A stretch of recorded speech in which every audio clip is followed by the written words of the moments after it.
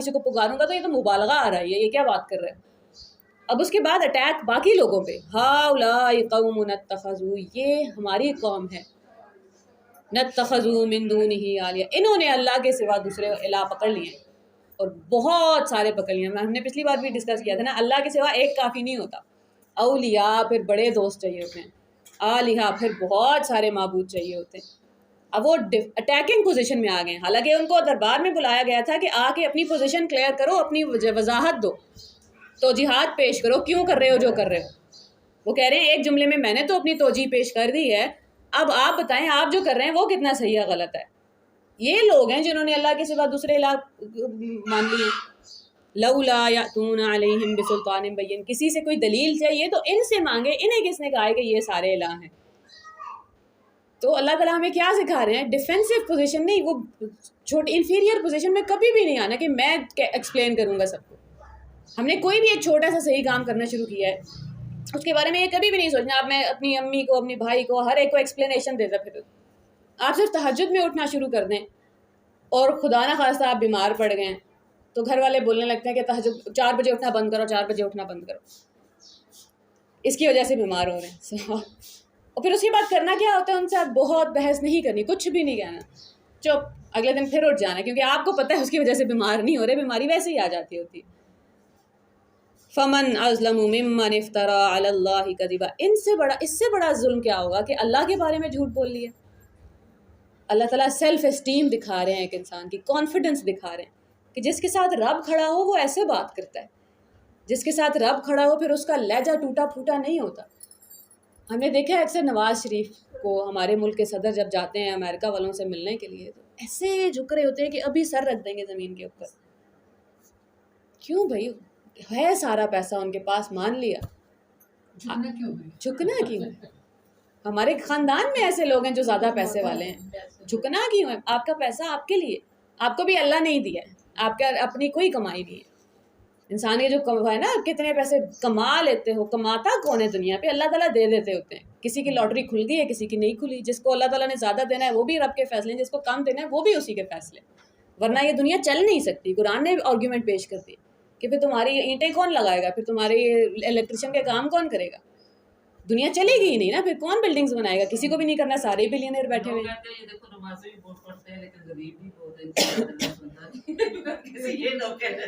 سارے پیغمبر غریب ہے سوائے چند کے. داؤد علیہ السلام بادشاہ ہیں یا سلیمان علیہ السلام، اس کے علاوہ سارے پیغمبر. ابراہیم علیہ السلام آج کے زمانے میں ہو تو ہم تو انہیں یہی مانیں گے خدا نہ خواستہ فیلئر. ان کے پاس تو اپنا گھر بھی نہیں ہے، گھر سے نکال دیے گئے ہیں، ابو نے گھر سے نکال دیے.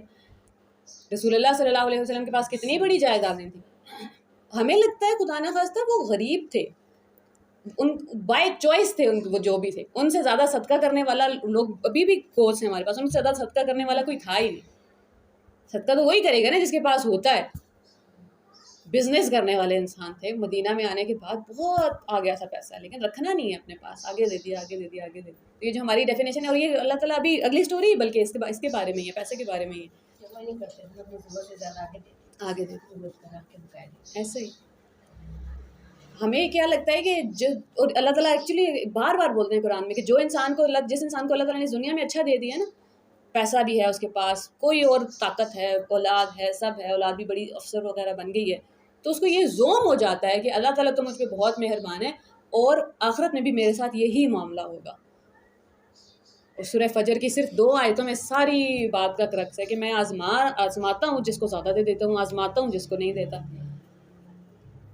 اسی کبھی بچوں سے پوچھو نا کہ اللہ تعالیٰ آپ سے پیار کرتے ہیں، کہتے ہیں ہاں جی کرتے ہیں. آپ ان سے پوچھیں آپ کو کیسے پتہ پیار کرتے ہیں؟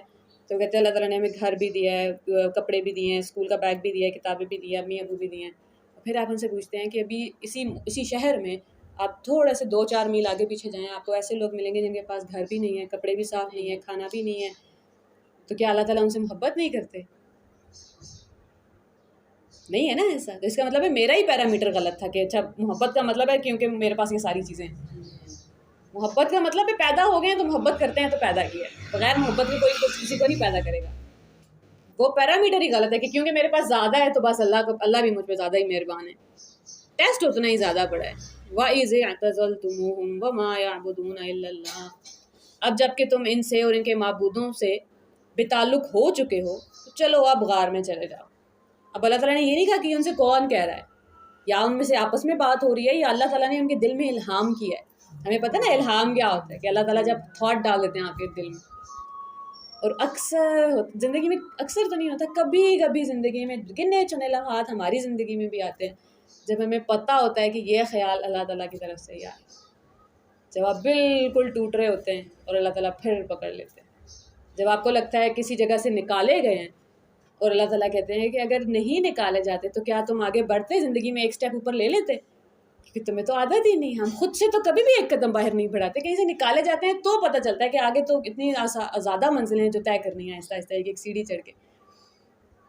فَأْوُوا إِلَى الْكَهْفِ، اب غار میں آ جاؤ. يَنشُرْ لَكُمْ رَبُّكُمْ مِنْ رَحْمَتِهِ، تمہارا رب تم پر اپنی رحمت کا دامن وسیع کرے گا. وَيُهَيِّئْ لَكُمْ مِنْ أَمْرِكُمْ مِرْفَقًا، اور تمہارے کام کے لیے سر و سامان مہیا کر دے گا. اب واپس آ گئے ہم اس سٹوری پہ جہاں اللہ تعالیٰ نے بیچ میں کٹ کر کے ہمیں پتہ چلا تھا کہ کچھ لوگ ہیں جو غار میں جا رہے ہیں، ان کو سلا دیا گیا. انہوں نے اللہ تعالیٰ سے مدد مانگی، اللہ تعالیٰ نے ان کو سلا دیا. پھر اللہ تعالیٰ نے ہمیں واپس پیچھے لے کے گئے کہ ہوا کیا ہے اصل میں، کیوں بھاگ رہے ہیں وہ، کیونکہ وہ بادشاہ سے اور پوری قوم سے، ابھی بادشاہ تو چلو تھا ہی غصے میں، اب انہوں نے کھڑے ہو کے پوری قوم کو بھی اپنا دشمن کر لیا، کیونکہ وہاں کھڑے ہوئے یہی کہا ہے نا کہ یہ سارے اپنا ثبوت لے کے آئے کہ اللہ کے سوا کسی کی عبادت کرنے کا ثبوت کیا ہے ان کے پاس، کوئی ایک دلیل تو لے کے آئے. اب انہوں نے ساری قوم اپنے خلاف کر لی. وَتَرَى الشَّمْسَ إِذَا طَلَعَتْ تَزَاوَرُ، اب کبھی کبھی بیٹھ کے سوچتے ہیں کہ کیا کرنا تھا بادشاہ نے اور ان لوگوں نے، ان کو قتل کر دینا تھا. یہاں آگے بھی تو وہ سو ہی گئے ہیں، بات تو ایک ہی ہوئی. اور پھر آپ کو سمجھ آتا ہے کہ بات ایک نہیں ہے. اللہ تعالیٰ نے ان کو سلا کے قدرت کے ایک نہیں 10 قانون توڑے ہیں، 10 سے بھی زیادہ قانون توڑے. ابھی ہمیں بتا رہے ہیں سورج جو سب سے بڑا منبع ہے انرجی کا، طاقت کا، سورج زمین سے اتنا بڑا ہے کہ 1 ملین زمینیں، 10 لاکھ زمینیں سورج کے اندر سما سکتی ہیں. کتنے فاصلے پہ ابھی میں اور آپ جو سورج دیکھتے ہیں نا باہر، یہ 8 منٹ پرانا سورج ہے. اتنے ٹائم میں جتنے ٹائم سورج روشنی کو لگتا ہے، روشنی سب سے تیز ٹریول کرتی ہے، روشنی کو جتنا ٹائم لگتا ہے سورج سے زمین تک پہنچنے میں، اس میں 8 منٹ گزر چکے ہوتے ہیں. میں اور آپ پاسٹ کا سورج دیکھ رہے ہیں جو 8 منٹ پہلے تھا. ایک لمحے میں سورج اتنی انرجی پروڈیوس کر رہا ہے جس کو خرچ کرنے کے لیے زمین کو 2600 سال لگ جائے. لوگ ویسے ہی نہیں عبادت کرتے تھے پرانے زمانے میں سورج کی، چاند کی، کیونکہ طاقت کے مجموعے یہ نظر آ رہے ہیں. آپ آج صبح ہی آپ چھت پہ گئی تھی کپڑے ڈالنے اور آپ کو لگتا ہے کہ اتنا دور آگ ہے، کہیں پہ سورج میں آگ ہی لگی ہوئی اور یہاں تپش ہے اور آپ سے 2 منٹ برداشت نہیں ہو رہی. طاقت کا مجموعہ ہے. اب اللہ تعالیٰ نے اس کو کہا ہے کہ حکم دے دیا کہ شعائیں ٹیڑھی کرو اپنی، اس غار کے اوپر نہیں آئیں گی، یہ لوگ سو رہے ہیں ادھر. اور یہ بڑا سائنس کا پورا فیکٹر ہے، اس کو ہم آپ اسکپ کریں گے. بس ہم یہ سمجھ لیتے ہیں کہ اللہ تعالیٰ نے سورج کو کہہ دیا کہ اپنا قانون چینج کرو، جیسے کام کرتے ہو ویسے نہیں کرو. تو اب انہیں غار میں دیکھتے تو تمہیں یوں نظر آتا کہ سورج جب نکلتا ہے تو ان کے غار کو چھوڑ کے دائیں جانب چڑھ جاتا ہے. تو سورج جو ہے وہ ان کو امپیکٹ نہیں کر رہا. سورج کو اللہ تعالیٰ نے کام پہ لگا دیا، یہ نہیں ہوگا. اور جب غروب ہوتا ہے تو ان سے بچ کے بائیں جانب اتر جاتا ہے. نہ چڑھتے ہوئے ان کے اوپر روشنی ہو رہی ہے، نہ اترتے ہوئے ان کے اوپر روشنی ہو رہی ہے. اور ہزاروں سائنسز ہے اس آیت میں. شروع میں ہم نے پڑھا تھا ہمیں ایک چیز نیند سے جگاتی ہے، وہ ہے آواز. اور دوسری چیز ہمیں نیند سے جگاتی ہے روشنی، کمرے میں آ کے کوئی لائٹ آن کر دے. اور اب ایک رخ ہے، یہ پوری بات یہ نہیں، پوری بات تو پوری سائنس ہے. اللہ تعالیٰ ٹیکنالوجی بیان کر رہے ہیں. اللہ تعالیٰ کہہ رہے ہیں کہ میرے بندے سو رہے ہیں، جنہوں نے مجھ سے مدد مانگ لی تھی، جو میرا نام لے کے ساری دنیا کے آگے کھڑے ہو گئے تھے. تو یہ کیسے سوچ لیا کہ کوئی میرے پاس آئے اور میں اس کی حفاظت بھی نہیں کروں گا. قدرت کے قانون ایک دن نہیں ٹوٹے، روز ٹوٹ رہے ہیں، روز ٹوٹ رہے ہیں، روز ٹوٹ رہے ہیں. اور وہ ہیں کہ غار کے اندر ایک وسیع جگہ میں پڑے ہیں. یہ اللہ کی نشانیوں میں سے ہے. جس کو اللہ ہدایت دے وہی ہدایت پانے والا ہے، اور جسے اللہ بھٹکا دے اس کے لیے تم کوئی ولی، کوئی مرشد نہیں پا سکتے. تم انہیں دیکھ کر یہ سمجھتے کہ وہ جاگ رہے ہیں، حالانکہ وہ سو رہے ہیں. اب یہ والی آیت ٹیکنالوجی کے بغیر، سائنس کے بغیر ہمیں سمجھ نہیں آ سکتی. کیسے یہ ایسے ہو سکتا ہے کہ ہم کسی سوئے ہوئے انسان کو دیکھیں اور ہمیں دیکھ کے لگے کہ وہ جاگ رہا ہے. جاگنے کے لیے تو آنکھوں کا کھلا ہونا ضروری ہے، یا پھر وہ کسی ایسی پوزیشن میں سو رہے ہیں، کوئی ان کی نیند کوئی کسی اس دنیا کی نیند نہیں ہے، وہ کسی اور طرح کی نیند ہے کہ آنکھیں کھلی آنکھوں سے سو رہے ہیں. کچھ تو ہو رہا ہے وہاں پہ جو اس دنیا سے ماورا ہے، جو اس دنیا کی سائنس ہی نہیں ہے، جو اس دنیا کا قانون ہی نہیں ہے، جس قانون پہ یہ دنیا چلتی ہے. ہم انہیں دائیں بائیں کروٹ دلواتے رہتے ہیں. رات کو سوتے ہوئے کروٹ ہی لیتے ہیں نا. آپ کو پتہ ہے جو لوگ معذور ہو جاتے ہیں خدا نہ خواستہ, کسی کا پیرالائز ہو گئے ہیں, کوئی مسئلہ ہو گیا, ان کو زبردستی ہو سکتا ہے کسی کی صرف کمر کی ہڈی ٹوٹی ہے, ٹانگیں ٹھیک ہیں, تو ان کو ہر 3-4 ماہ بعد زبردستی کھڑا کیا جاتا ہے تاکہ ان کے جو ٹانگیں ہیں وہاں تک خون چلا جائے, ورنہ ایسے نہ ہو کہ جو باڈی کا حصہ کام کر رہا تھا وہ بھی پیرالائز ہو جائے. ہمیں پتہ ہے ایک جگہ پہ کافی دیر ہاتھ رکھو تو ہاتھ سن ہو جاتا ہے. ان کی کروٹیں اس لیے دلائی جا رہی ہیں تاکہ ان کی باڈی کا خون چلتا رہے. اور اللہ تعالیٰ, میں نے ہمیشہ یہ امیجن کیا تھا کیونکہ جہاں کہیں سے سنی تھی کہانی, وہاں پہ انہوں نے کہا تھا فرشتے ان کو روز کروٹیں دلا دیتے ہیں. تو مجھے لگا اللہ تعالیٰ بھی یہی کہیں گے کہ فرشتوں سے میں بھیجتا ہوں روز کروٹ دلا دیتے ہیں. ہم انہیں روز کروٹ دلا دیتے ہیں. ظاہر ہے کام اللہ نے کسی کے تھرو ہی کرانا ہے, لیکن میں ہوں اتنا خیال رکھوں. نیند میں سب سے کمزور حالت میں اور آپ جب ہوتے ہیں, جہاں اپنی حفاظت, اس لیے ہم آیت الکرسی پڑھ کے سوتے ہیں. اب نہ کسی کیڑے سے حفاظت کر سکتے ہیں, نہ کسی چور ڈاکو سے حفاظت, کچھ بھی ہو سکتا ہے نیند میں ہمارے ساتھ. ہمیں کچھ اب اپنی فکر ہی نہیں ہے نا, دیکھ ہی نہیں رہے, سن ہی نہیں رہے, اپنے آپ اپنے ہوش میں ہی نہیں ہے. اور اللہ تعالیٰ کہے میں نیند میں بھی حفاظت, سب سے بڑی طاقت سورج سے بھی پروٹیکٹ کر لیا, سب سے کمزور حالت میں بھی میں چھوڑوں گا نہیں. تم کروٹ دلوا رہے ہیں مجھے اور آپ کو. کیا سکھا رہے ہیں کہ وہ بھی عام انسان تھے, تم بھی یا اتنے ہی خاص تھے جتنے خاص میں اور آپ ہیں. بس فرق صرف اتنا ہے کہ اللہ کے پاس چلے جانے. کیا کیا تھا انہوں نے, اللہ کے لیے کھڑے ہو گئے اور اللہ سے مدد مانگ لی. اور ان کا کتا غار کے دہانے پر ہاتھ پھیلائے بیٹھا تھا.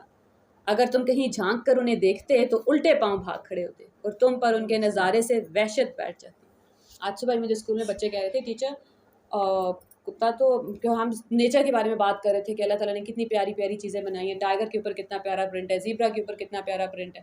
تو ایک بچہ کہتا ہے ٹیچر لیکن کتا تو شیطان کی تھوک سے بنا ہے. یہ آپ سے کس نے کہہ دیا؟ کیونکہ ہمیں ایسا لگتا ہے نا کہ سور کا گوشت اگر نہیں کھا سکتے تو ہمیں لگتا ہے کہ اس کے کارٹون بھی نہیں دے سکتے. استغفر اللہ چینج کرو. یا خدا نہ خواستہ اللہ تعالیٰ کو سور سے نفرت ہے یا کتے سے نفرت ہے, نام بھی نہیں 40 دن زبان میں ہو جاتی. قرآن پاک میں پھر لفظ ہے, پھر قرآن پاک کیوں پڑھتے ہیں, کیسے پڑھ لیتے ہیں؟ خنزیر کا لفظ آیا نا قرآن پاک میں کہ اس کا گوشت نہیں کھا سکتے. کھانے کے لیے اس کا گوشت اچھا نہیں ہے. اس سے یہ نتیجہ کیسے نکلا کہ بھائی اب کتا گھر پہ نہیں رکھ سکتے اگر حفاظت کی ضرورت نہیں ہے. اور ہم نے یہ سمجھ لیا کہ اللہ تعالیٰ کو تو نفرت ہی ہے کتے سے. اور قرآن میں اللہ تعالیٰ کتے کا ہی ذکر کر رہے ہیں. جتنا زیادہ وہ لوگ خاص ہیں اتنے ہی زیادہ وہ بھی خاص ہے. اس کا ذکر آ گیا قرآن میں. تو ہماری جو ہے نا وہ کہانیاں ہی الگ الگ ہیں. یہ بڑوں وہی کہ ہم اپنے بڑوں نے جس طرح بتا دیا کہ لوگ کہتے ہیں کتے کا ذکر کیسے آ سکتا ہے قرآن میں, یہ تو نجس جانور ہے, یہ تو گھر میں آ جائے تو فرشتے چلے جاتے ہیں. اچھا میں پچھلے دنوں سوچ رہی تھی کہ اس کے پیچھے کوئی سائنس ہوگی. جیسے مرغا جب بانگ دیتا ہے تو اس کو فرشتے نظر آتے ہیں, حدیث کے تھرو ہمیں پتہ ہے. تو کچھ نہ کچھ ہوتا ہوگا فرشتوں اور اس کتے کے درمیان کے, کیونکہ نہیں کتا نہیں ہوگا تو فرشتے آ جائیں گے. کوئی نہ کوئی بات تو ہوگی نا. یہ کیسے ہو سکتا ہے کہ خدا نہ خواستہ فرشتوں کی اس سے کوئی دشمنی تھوڑی ہے یا جس کی وجہ سے وہ نہیں آئیں گے. کوئی نہ کوئی لاجک, کوئی نہ کوئی سائنس ہے پیچھے جو ہم سمجھتے نہیں ہیں. ہم نے بس وہ تو ہے ہی, وہ تو سائنٹیفکلی بھی پروون ہے کہ کتے کے جو بال ہوتے ہیں وہ اس میں بہت زیادہ جرمز ہوتے ہیں. تو وہ ہم جیسے کھانا کھاتے ہیں یا قالین ہے یا ہر جگہ پہ وہ انسان کو نقصان پہنچا سکتے ہیں, تو اس لیے گھر پہ نہیں رکھنا الاؤڈ ہے. تو وہ باتیں ہیں, وہ ظاہر ہے ہر کسی کی الگ الگ ہے اپنی اپنی چیز. کیا ان کو بھی اللہ تعالیٰ نے پیدا نہیں کیا؟ میں آج بھی بچوں کو فوٹو بناتے ہوئے پوچھ رہی تھی. اللہ تعالیٰ تو ابھی آج ہی سورہ عادیات ہم پڑھ رہے تھے. بالکل بالکل حفاظت کے لیے. ہاں جی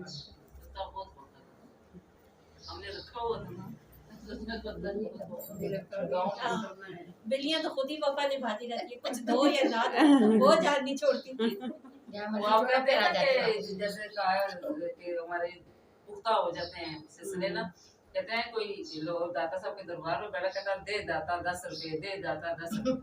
تو داتا کہاں سے دے 10 روپے؟ کوئی پاس سے گزرا کہتا ہے یہ لو. اس نے کہا واہ داتا آپ دینا لوگوں کو لوٹ دوانا, واہ داتا آپ دینا لوگوں کو لوٹ دوانا. وہ لوگوں کی ایمان جو ایسے جیسے بنے ہوئے سلسلہ صاحب تھوڑا پکا ہو جاتا ہے.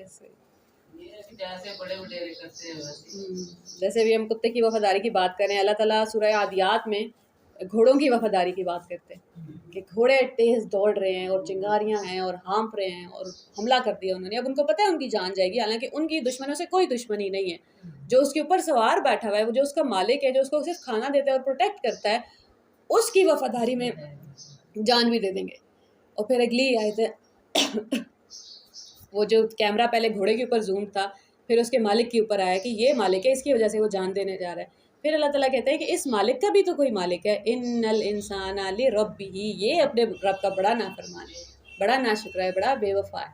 تو اللہ تعالیٰ گھوڑوں سے یاد دلا رہے ہوتے ہیں کہ اس نے تو صرف کھانا دیا اور پروٹیکٹ کیا ہے، میں کیا نہیں کر رہا تمہارے لیے. وفاداری کی طرح، محبت کی طرح اس رشتے میں. گھوڑا دیکھو ماں حسین کا گھوڑا ہے، سلسلہ ہوا تھا جیسے آپ کے بالکل ایسے بڑا وفادار ہے.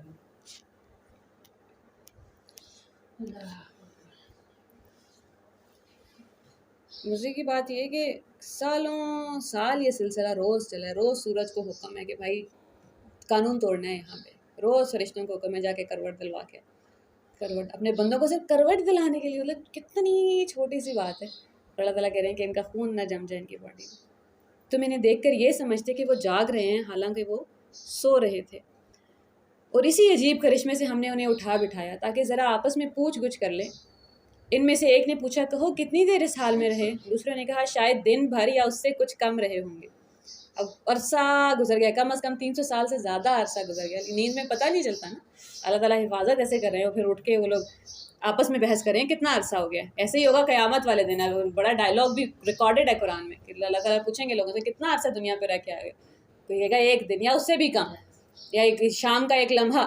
تو اللہ تعالیٰ کہیں گے کم ہی عرصہ رہے ہو لیکن کام نہیں صحیح کیا. وہ پھر ظاہر ہے وہ گنہگار لوگ ہیں، ان سے پوری گفتگو ہو رہی ہوگی اللہ تعالیٰ سے. دوسرے نے کہا شاید دن بھر یا اس سے کچھ کم رہے ہوں گے. پھر وہ بولے اللہ ہی بہتر جانتا ہے کہ ہمارا کتنا وقت اس حال میں گزرا. چلو اب اپنے میں سے کسی کو چاندی کا یہ سکہ دے کے شہر بھیجیں، وہ دیکھے کہ سب سے اچھا کھانا کہاں ملتا ہے، وہاں سے وہ کچھ کھانے کے لیے لائے. اور چاہیے کہ ذرا ہوشیاری سے کام کرے، ایسا نہ ہو کہ کسی کو ہمارے یہاں ہونے سے خبردار کر بیٹھے. اب یہ ہوتا ہے ترجمے میں. اصل میں اوپر اللہ تعالیٰ کہہ رہے تھے کہ فَلْيَنظُرْ أَيُّهَا أَزْكَىٰ طَعَامًا. انہیں جو بھی کھانا لینے جا رہا ہے، اب وہ لوگ اپنی جان بچا کے بھاگے ہیں. سب سے پہلا خوف انہیں یہ ہونا چاہیے تھا کہ دیکھنا کوئی فوجی تو نہیں ہے باہر آ کے ہمیں قتل نہ کر دے. اور انہیں خوف کس بات کا ہے کہ حکم رب کا نہیں ٹوٹنا چاہیے. دیکھنا کچھ حلال اور حرام کی پہچان کر کے دیکھ کے لے کر آنا، جو اجازت ہے کھانے کی صرف وہی لے کر آنا. اب نیند سے جاگے ہیں اور ظاہر ہے گاڑیاں واڑیاں کچھ تو تھا کہ ان کو اندازہ تھا کہ بہت زیادہ عرصہ گزر چکا ہے لگتا ہے ہمیں سوئے ہوئے. اور وہ کہہ رہے ہیں کہ دیکھو ہوشیار رہو، جاؤ باہر سے کھانا لے کے آؤ، دیکھ کے آؤ باہر کی دنیا میں ہو کیا رہا.